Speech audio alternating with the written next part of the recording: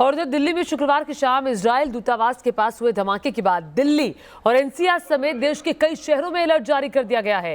इस धमाके में कोई हताहत नहीं हुआ, लेकिन दिल्ली के इस हाई सिक्योरिटी जोन में धमाके से सुरक्षा इंतजामों की पोल जरूर खुल गई।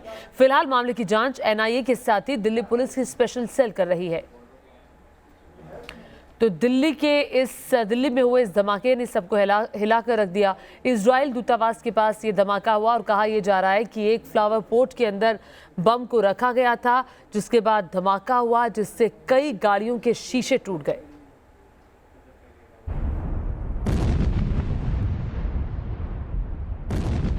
दिल्ली में छोटे धमाके की बड़ी गूंज। भले ही लो इंटेंसिटी ब्लास्ट हुआ हो, लेकिन एक बात साफ समझ में आती है कि उन लोगों की मंशा यहां पर पैनिक फैलाने की थी।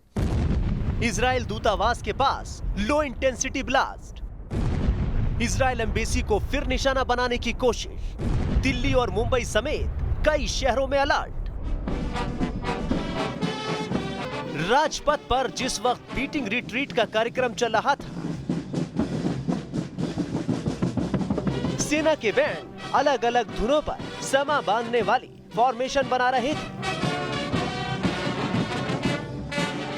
उसी वक्त राजपथ से पौने 2 किलोमीटर दूर एपीजे अब्दुल कलाम रोड पर इजरायली दूतावास के पास से धमाके की खबर आई। इस धमाके में कोई हताहत तो नहीं हुआ, लेकिन इस हाई सिक्योरिटी जोन में हुए धमाके ने वीआईपी इलाके में सुरक्षा इंतजामों की पोल खोलकर रख दी। ब्लास्ट के तुरंत बाद दिल्ली पुलिस के साथ ही एनआईए की टीम भी मौके पर पहुंच गई। आनन फानन में आईबी के अधिकारी और फॉरेंसिक टीम भी हरकत में आ गई। दिल्ली के पुलिस कमिश्नर एसएन श्रीवास्तव ने भी मौके पर पहुंचकर हालात का जायजा लिया। Visited the scene of crime. हम लोग केस रजिस्टर कर लिया है। स्पेशल सेल इन्वेस्टिगेट कर रहा है। इस समय कोई भी चीज कहना ठीक नहीं है। अभी इन्वेस्टिगेट कर रहे हैं और जैसे जैसे खुलासा होगा आपको बता।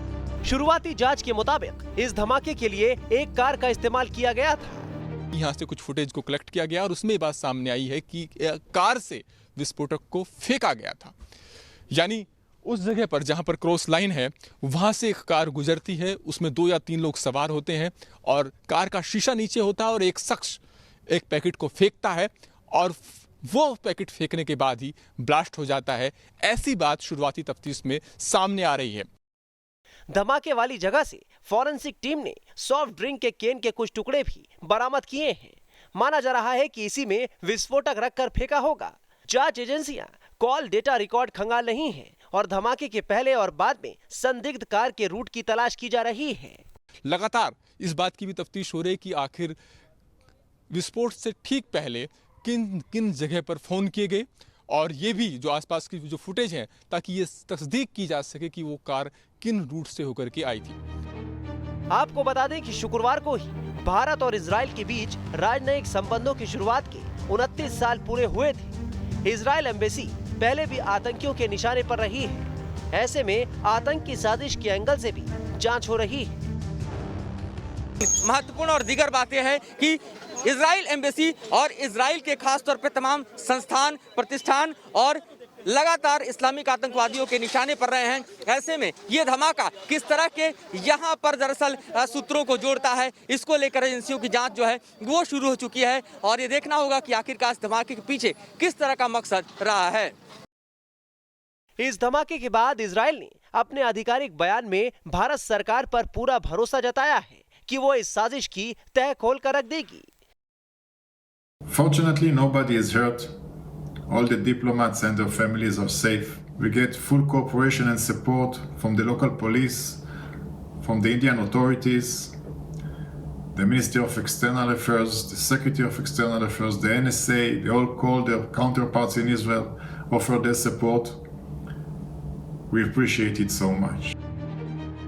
पुलिस फिलहाल कुछ कहने से बच रही है, लेकिन बीटिंग रिट्रीट वाले इलाके से सिर्फ पौने 2 किलोमीटर दूर हुई इस धमाके के पीछे दहशत का माहौल बनाने की मंशा साफ नजर आ रही है। सभी एंगल से तफ्तीश जारी है और आधिकारिक तौर पर पुलिस जो इस मामले में अभी कुछ कहने से बच रही है, लेकिन जो लोग थे वो इस महत्वपूर्ण दिन, जब यहां से चंद कदमों की दूरी पर वेटिंग रिट्रीट चल रही थी, कहीं ना कहीं उनकी मंशा पैनिक फैलाने की थी।